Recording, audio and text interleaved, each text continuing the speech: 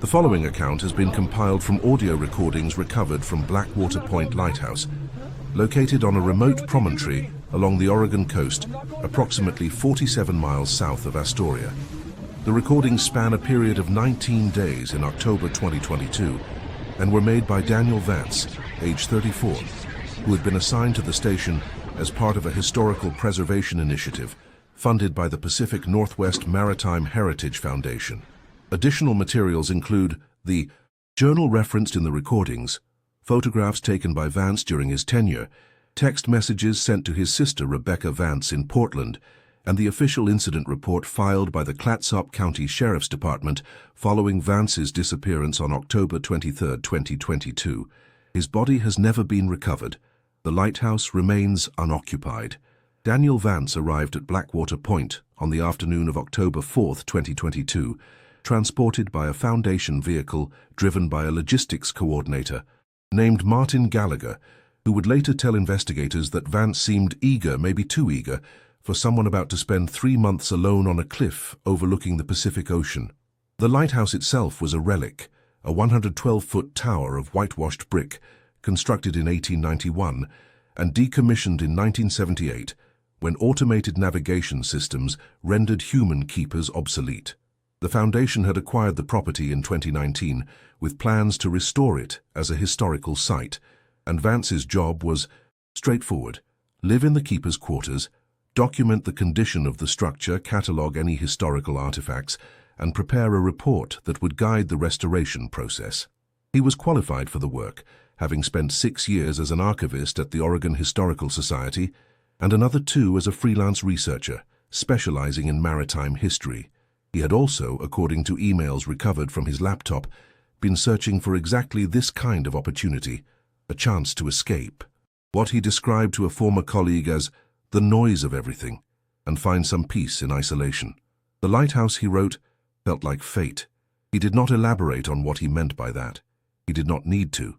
Anyone who listened to his recordings would understand soon enough that fate was exactly the right word, though not in the way Daniel Vance had hoped. The first recording was made on the evening of October 4th, approximately 3 hours after Martin Gallagher's vehicle had disappeared, down the winding coastal road that connected Blackwater Point to the nearest town, a fishing community called Kilhaven, with a population of 847 and a single gas station that closed at 6 p.m.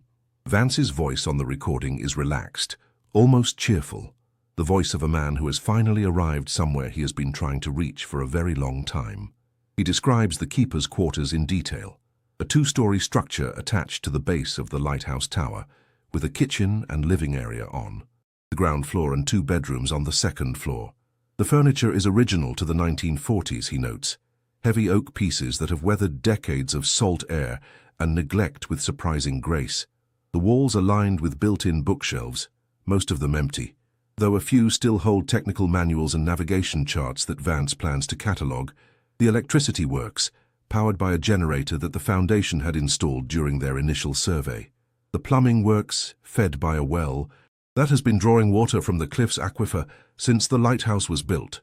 The windows face west, overlooking the Pacific, and as Vance records his first impressions, the sunset is painting the water in shades of orange and red that he describes as almost too beautiful, like something out of a painting that's trying too hard.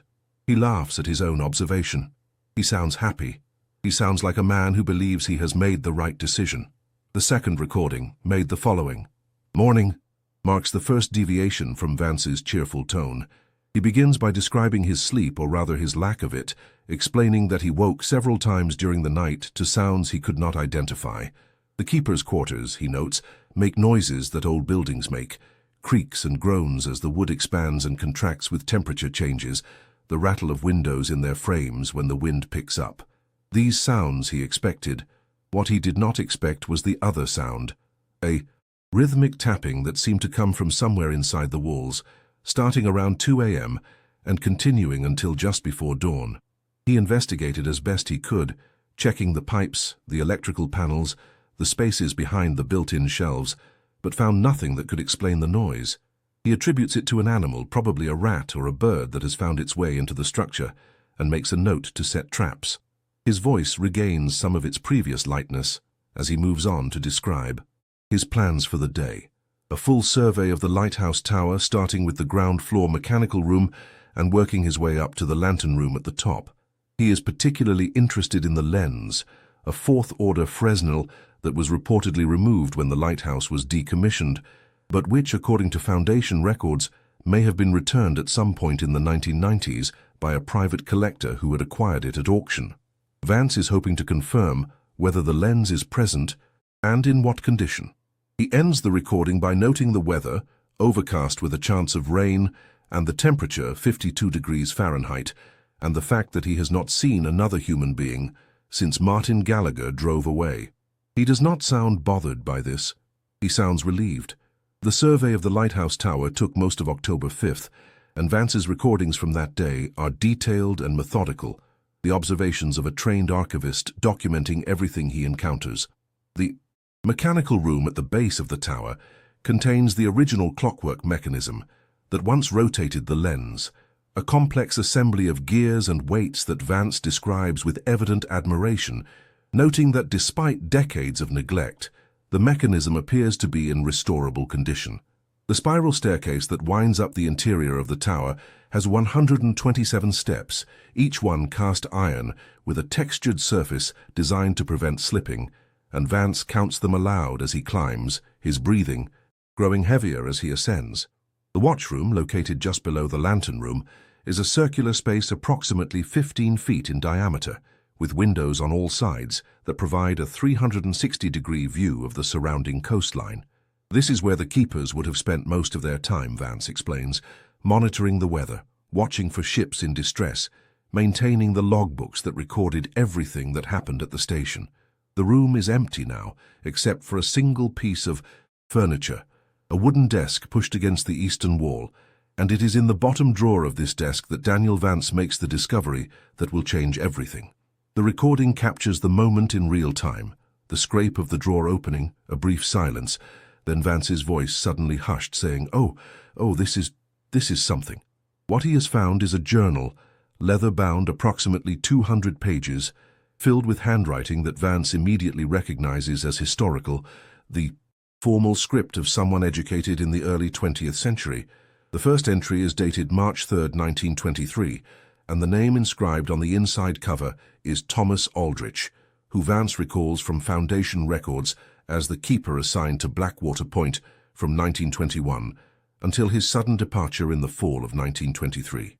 The circumstances of that departure, according to the records, were never fully explained. Aldrich simply left one day, walking the 12 miles to Kilhaven on foot, and never returned. He died in a sanitarium in Salem, Oregon, in 1931, having spoken to no one about his time at the lighthouse for the 8 years between his departure and his death. The journal, Vance realizes, may contain the answers that have eluded historians for a century. He spends the rest of the afternoon photographing each page, and that evening, sitting in the keeper's quarters with a cup of coffee and the sound of rain against the windows, he begins to read. The early entries in Thomas Aldrich's journal are unremarkable, the routine observations of a man performing a job that was mostly solitude, punctuated by moments of purpose. Aldrich writes about the weather, the condition of the light, the occasional ship that passes within view, the supplies delivered by boat every 6 weeks. He writes about the birds, the gulls and cormorants that nest on the cliffs below the lighthouse, and about the seals that sometimes haul out on the rocks at low tide. He writes about his predecessor, a man named William Crane, who served at Blackwater Point for 11 years before requesting transfer to a station closer to Portland, and about the advice Crane gave him before leaving: keep the light burning, keep the logbook current, and never go down to the beach after dark. Aldrich notes this advice without comment, apparently assuming it to be a reference to the dangerous terrain, the jagged rocks and unpredictable tides that make the coastline below the lighthouse treacherous even in daylight. He does not ask Crane to elaborate. He does not question the warning. This, Vance would later observe in his own recordings, was Aldrich's first mistake. The entries from April through July of 1923 continue in the same vein, documenting the slow rhythm of life at an isolated lighthouse station. Aldrich writes about learning to cook for himself, about the books he reads to pass the time, about the letters he sends to his sister in Portland, and the letters she sends back. He writes about the loneliness which he describes as not unpleasant, merely present, like the sound of the waves or the smell of the salt air. He writes about the satisfaction of keeping the light burning, of knowing that somewhere out on the dark ocean, ships are navigating safely because of his work. He does not write about anything unusual until August 14, 1923, when the tone of the journal changes so abruptly that Vance, reading it nearly a century later, felt a chill that had nothing to do with the October rain. The entry for August 14th begins with a single sentence, "I have seen her." Aldrich does not immediately explain what he means. The entry continues with his usual observations about weather and supplies, as if he is trying to pretend that the opening sentence was never written. But the following day's entry returns to the subject, and over the next several pages, Aldrich describes what he saw on the night of August 13th in language that becomes increasingly desperate, increasingly afraid, increasingly certain that something is very wrong at Blackwater Point.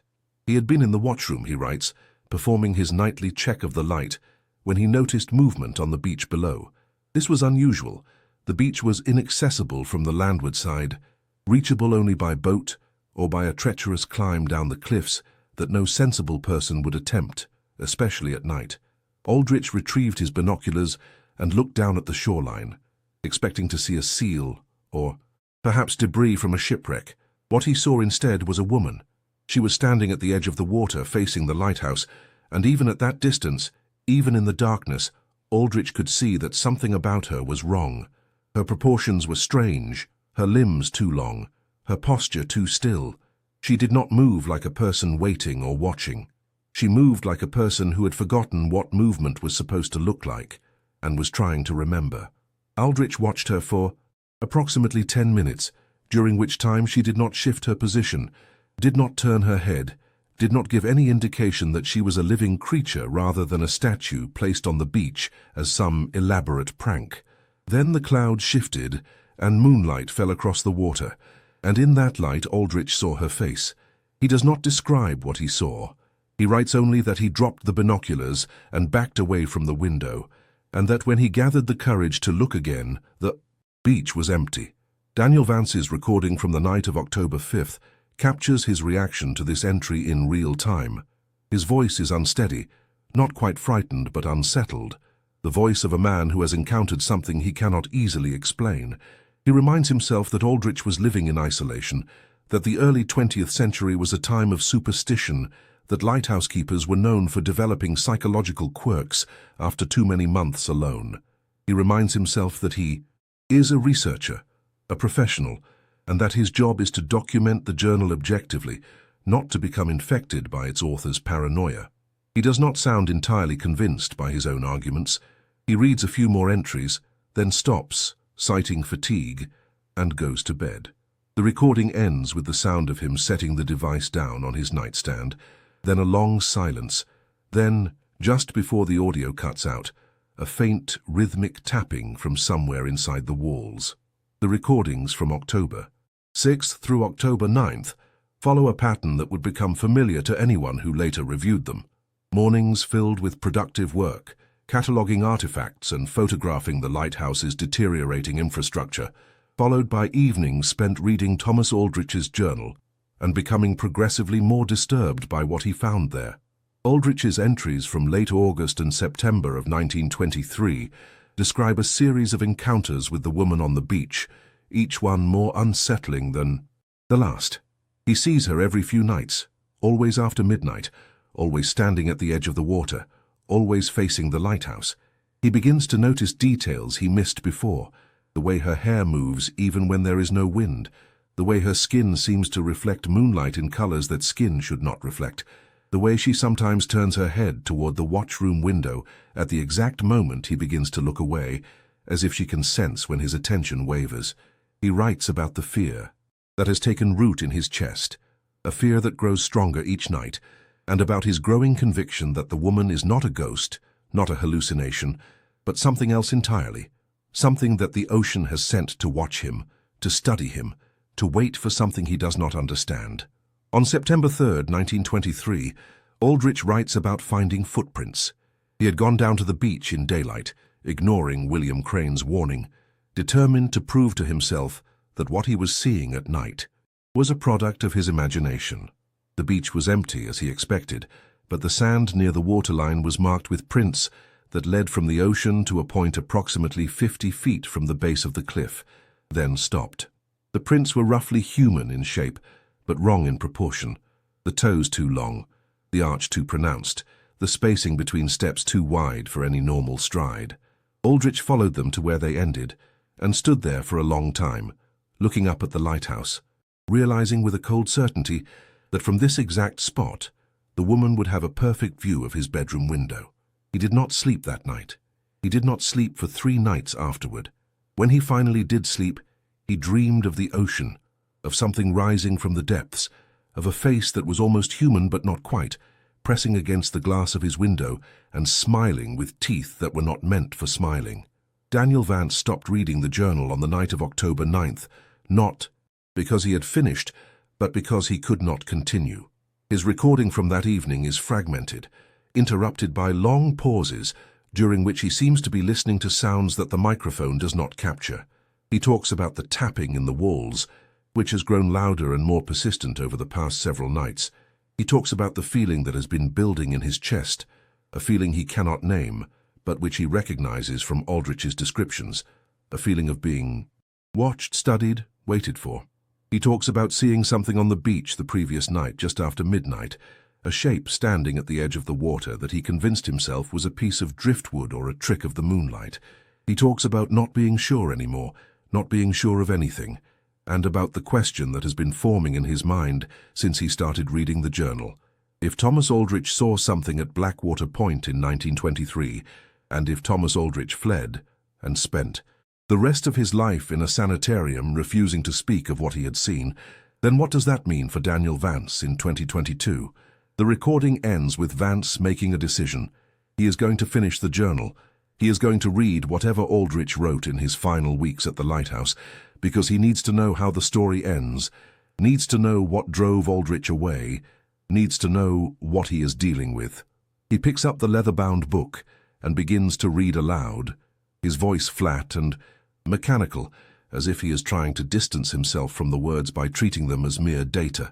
The entries from September 1923 are shorter than the earlier ones, more frantic, the handwriting deteriorating from the careful script of an educated man to the jagged scrawl of someone writing in fear or exhaustion or both. Aldrich describes the woman appearing closer to the lighthouse each night, no longer staying at the waterline but moving up the beach toward the cliff, toward the path that leads to the keeper's quarters. He describes finding evidence of her presence during daylight hours, wet footprints on the rocks, strands of hair caught in the vegetation, a smell like low tide and something else, something organic and wrong, lingering near his front door. He describes the certainty growing stronger each day that she is not content to watch anymore, that she is waiting for something, preparing for something, and that when she is ready, she will come for him.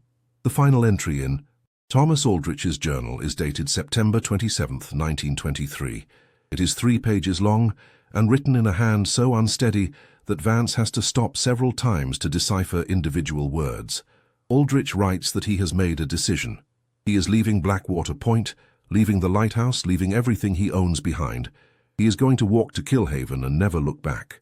He writes that he knows this will end his career, that the lighthouse service will dismiss him for abandoning his post, but he longer cares. He writes that there are things more important than duty, things more important than reputation, and that survival is one of them. He writes that he finally understands what the woman on the beach is, not what she is exactly, because he does not have the words for that, but what she wants, what she has always wanted, what all of them want, the ones who live in the deep places where the light does not reach. He writes that they are patient, endlessly patient, and that they have been waiting since before the lighthouse was built, since before the first ships sailed these waters, since before there were human beings to watch and study, and eventually, when the time is right, to take. He writes that the lighthouse was not built to protect ships from the rocks. It was built to protect the keepers from what rises from the water when the light goes dark. He writes that he has kept the light burning every night since August, that he has not let it go dark even for a moment, and that this is the only reason he is still alive. He writes that he is sorry for whoever comes after him, Sorry that he cannot explain more clearly. Sorry that he is too afraid to stay and fight. He writes, in the final line of the final entry, the words that Daniel Vance would later quote in a text message to his sister. Do not let the light go out. Do not go to the beach after dark. And whatever you do, whatever you hear, whatever you see through the window, do not open the door.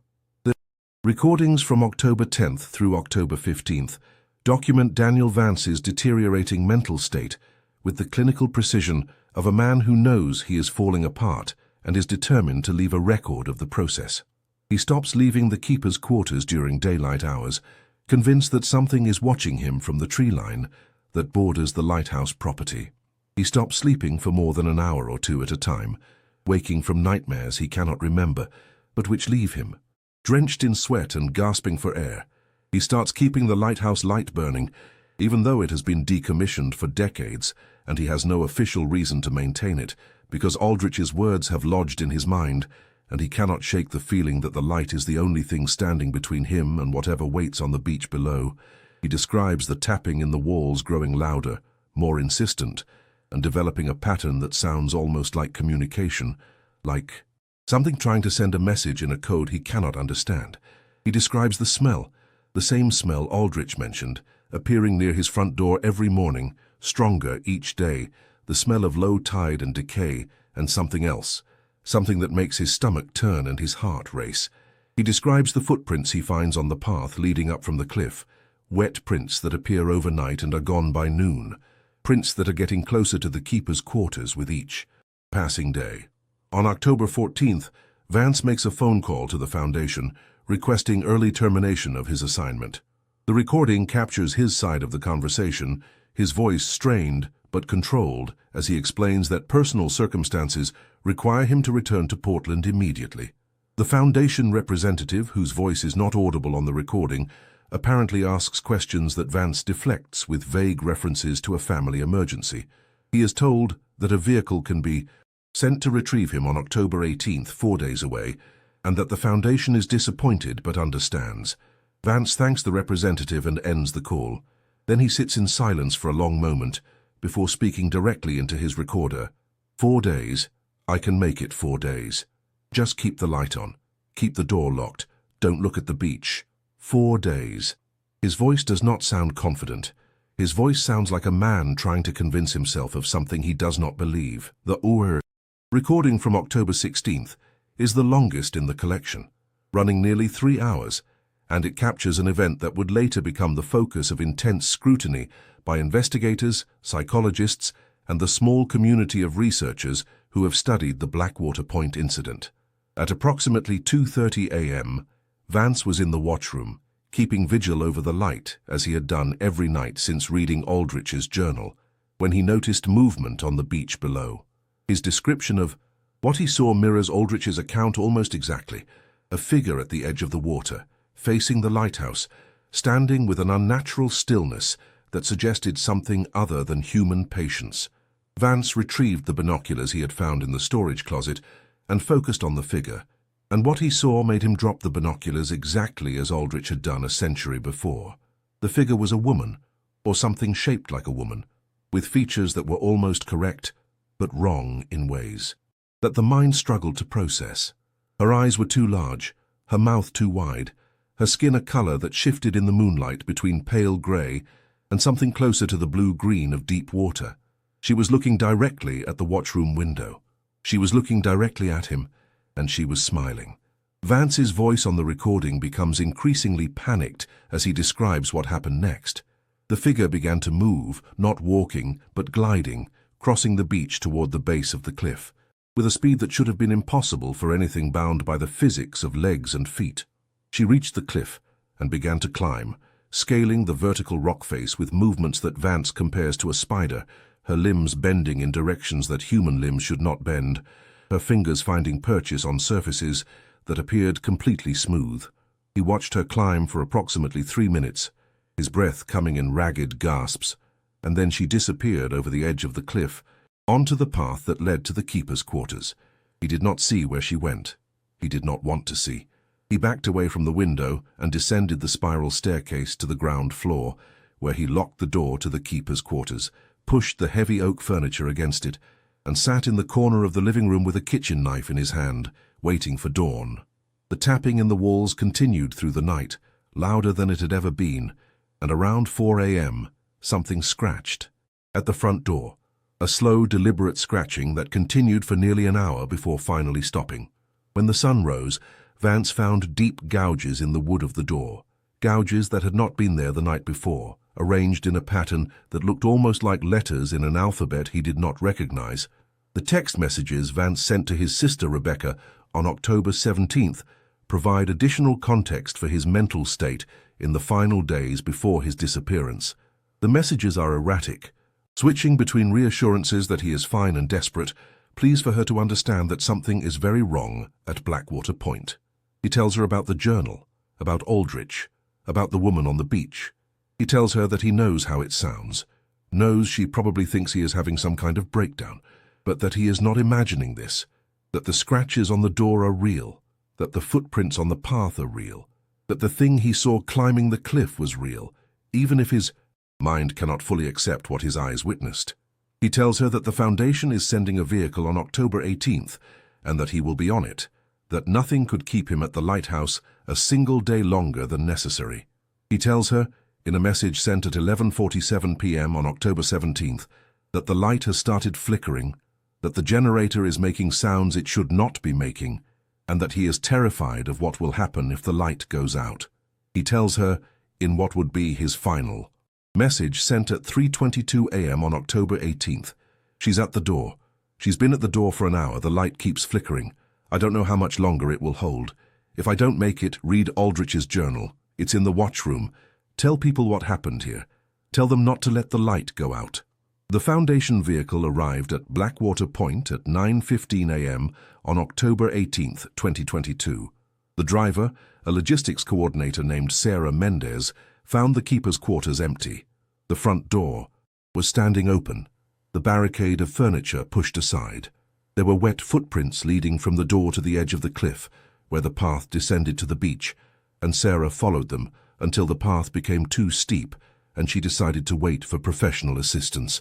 The Clatsop County Sheriff's Department arrived at 11:30 a.m. and conducted a thorough search of the lighthouse, the keeper's quarters, and the surrounding coastline. They found Daniel Vance's recording equipment, his laptop, his phone, and the journal of Thomas Aldrich. They found the gouges on the front door, which a forensic analyst would later describe as inconsistent with any known tool or animal. They found the generator, which had apparently run out of fuel sometime during the night, causing the lighthouse beacon to go dark for the first time in weeks. They did not find Daniel Vance. They did not find any trace of him on the beach, in the water, or anywhere else within a 5-mile radius of Blackwater Point. The official report classified his disappearance as a probable suicide, noting his deteriorating mental state as documented in his recordings, but this conclusion was contested by Rebecca Vance, who pointed out that her brother's final messages did not sound like a man planning to take his own life. They sounded like a man fighting for survival against something he could not understand. The journal of Thomas Aldrich was donated by the Foundation to the Oregon Historical Society, where it remains in their restricted collection, available only to researchers with special permission. Daniel Vance's recordings were copied and distributed to several interested parties before the originals were sealed as part of the ongoing investigation into his disappearance. The lighthouse at Blackwater Point has not been staffed since October 2022, and the Foundation's restoration project has been indefinitely postponed. Local fishermen report avoiding the waters near the promontory, particularly after dark, citing unusual currents and a persistent feeling of being watched. The lighthouse beacon, repaired and automated following Vance's disappearance, continues to operate, its light sweeping across the dark Pacific every 30 seconds through the night. There are, however, reports from the past year that suggest the story of Blackwater Point is not over. Hikers on the coastal trail have reported seeing a figure standing at the edge of the water near the lighthouse, motionless, facing inland. Boaters passing the promontory at night have reported hearing sounds from the cliff, sounds they describe as scratching or tapping, rhythmic and persistent, as if something is trying to communicate. And Sarah Mendez, the logistics coordinator, who first arrived at the lighthouse on the morning of October 18th, has told friends that she sometimes receives text messages from Daniel Vance's phone number. Messages that contain no words, only coordinates. Coordinates that, when mapped, correspond to locations in the deep water off the Oregon coast where the seafloor drops away into trenches that have never been fully explored. She has not responded to these messages. She does not intend to respond. But she has started leaving her phone in another room at night, because the messages always arrive at the same time, 3:22 a.m., and she cannot bear to hear the notification sound, cannot bear to see that number appear on her screen, cannot bear to wonder whether Daniel Vance is still sending those messages or whether something else has learned to use his phone, something that waits in the deep places where the light does not reach, something that has been waiting for a very long time and is patient enough to wait a little longer. The final recording in Daniel Vance's collection is not a recording he made intentionally. It is a fragment of audio captured by his phone, which was found on the floor of the keeper's quarters with its voice memo application still running. The recording is 3 minutes and 47 seconds long. The first 2 minutes contain only ambient sound, the creak of the building, the distant crash of waves, the sputter of the failing generator. Then there is a sound that audio analysts have been unable to identify, a wet sliding noise followed by what might be breathing, or might be the wind, or might be something else entirely. Then there is a voice, Daniel Vance's voice, speaking in a whisper so faint that enhancement technology was required to make out the words. He says, "I understand now, Aldrich was wrong. The light doesn't protect us, it just lets them see us better. It just shows them where we are." There is a pause, then the sound of footsteps, then the creak of the front door opening. Then Daniel Vance says in a voice that is somehow calm, somehow accepting, somehow terrified and peaceful at the same time, "She's beautiful. She's so beautiful. I think I'll go with her now." The recording continues for another 43 seconds, capturing the sound of footsteps receding, the crash of waves growing louder, and then just before the audio ends, a sound that might be singing, or might be the wind, or might be something calling from the water, calling in a voice that is older than the lighthouse, older than the coastline, older than anything that has a name in human language. The last entry in Thomas Aldrich's journal, the one that Daniel Vance read aloud on the night of October 9th, 2022, contained a postscript that Vance did not mention in his recording, a few lines scrawled at the bottom of the page in handwriting, so shaky it was almost illegible. The postscript read, "I have tried to leave 3 times now.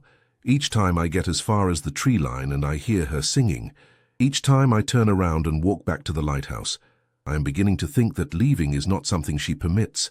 I am beginning to think that the only way to leave Blackwater Point is to go with her, down the cliff, down to the water, down to wherever she comes from. I am beginning to think that everyone who has ever kept this light has known this eventually, and I am beginning to think that they all made the same choice in the end."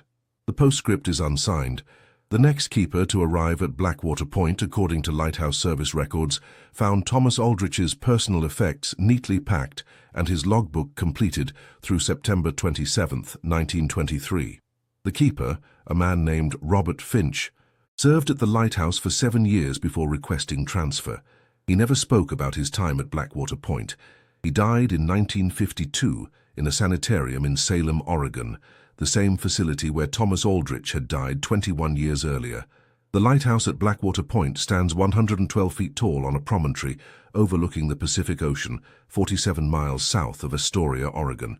Its light sweeps the dark water every 30 seconds, visible for 19 nautical miles in clear weather. It has been automated since 1978 and requires no human keeper to maintain its function.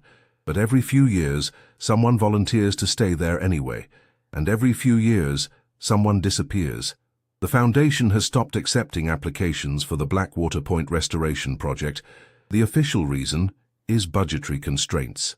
The unofficial reason, known only to a few senior staff members who have reviewed the Vance recordings and the Aldrich Journal and the records stretching back more than a century, is simpler and more disturbing. They are not sure what lives at Blackwater Point, but they are sure that it is still there, still watching, still waiting, and that the lighthouse is not a beacon meant to guide ships safely past the rocks.